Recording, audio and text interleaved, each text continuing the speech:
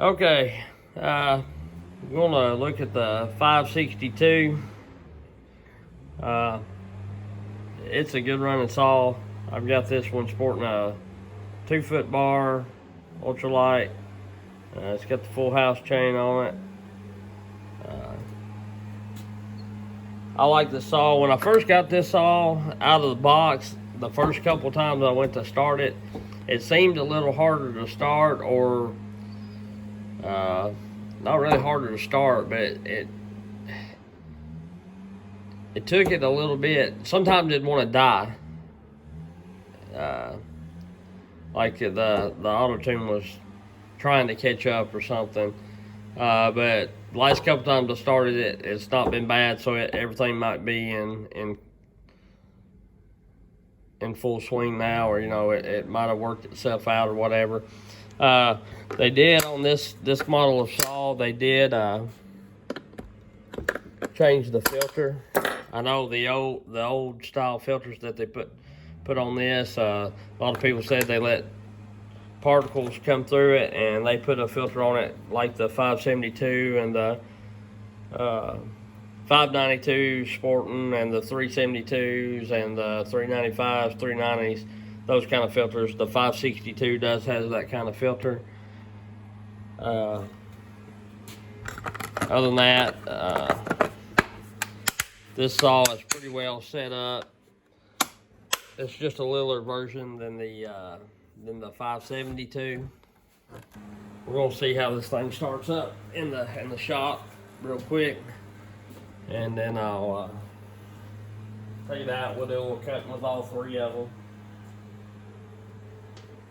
I noticed if you pump these, like I pump it 4 or 5 times, if I haven't run them in a couple days. Now, if you run them and shut it off for a couple minutes, or a half hour, I don't typically pump it. But pull up on a choke just like the 572. And now, as I can see, it's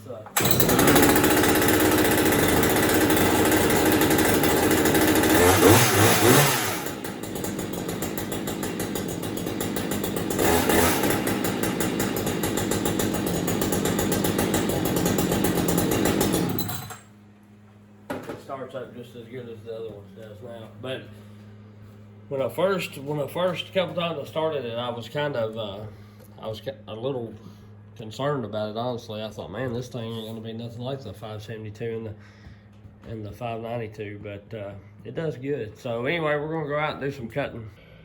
And the 562 also has the outboard clutch or whatever, where the 572 and the 592, it's on the inside. And the 562 has the smaller spark plug in this version, smaller than anything I've ever seen.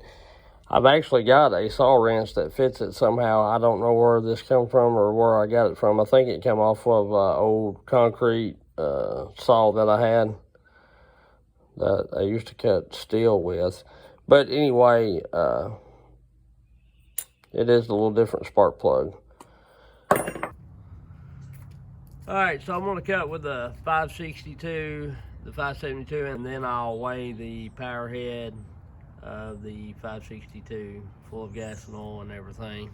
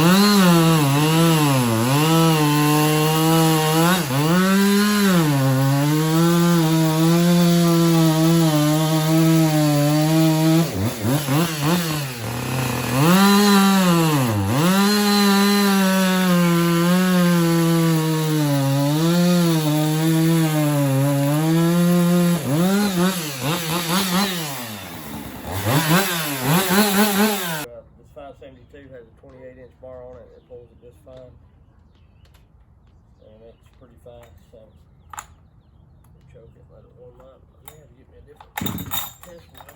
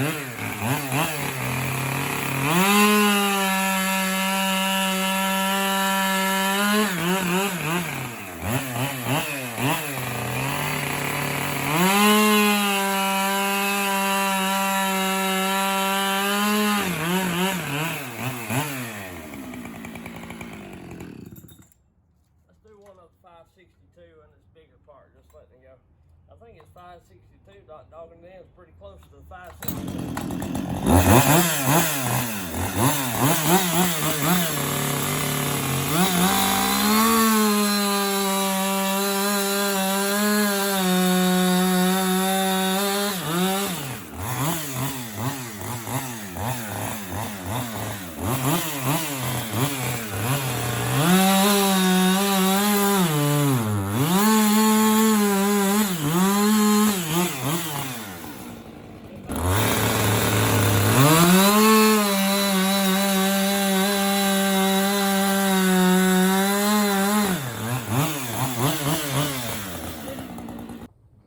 Alright, so there's a few cuts with the 562 and 572. Anyway, now we're going to weigh this bad boy up. I got it full of gas and oil. And, okay, you can see the scales. We'll turn this on. 10 pounds. So here's the 562.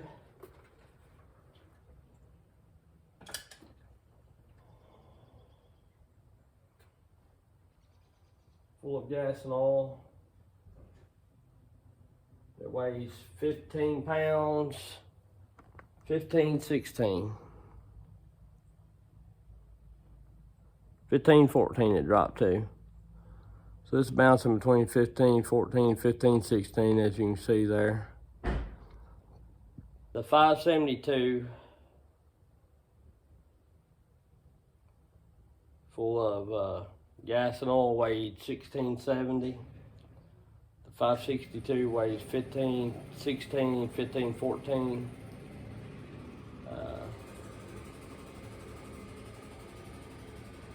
I'm gonna weigh one of these Timberwolves and just see where they're at.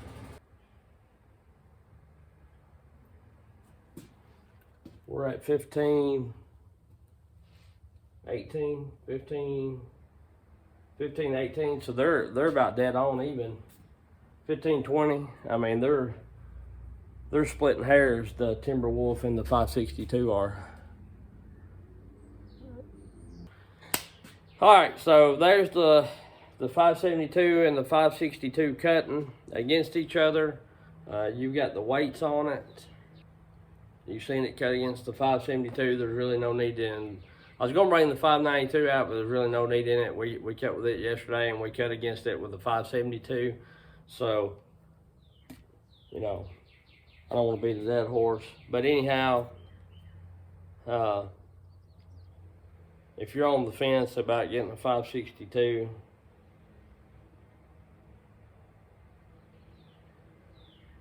I would not hesitate about buying one.